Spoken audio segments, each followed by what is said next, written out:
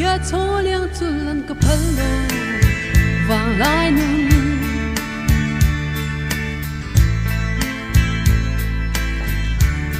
dam lai ni parang chul tu ka zuam lo sing mi to na sang lo e fam pia lei chang chu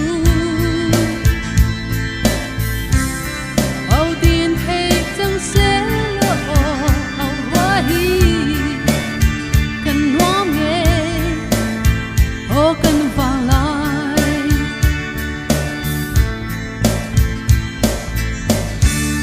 vun lai par sak ne chul tu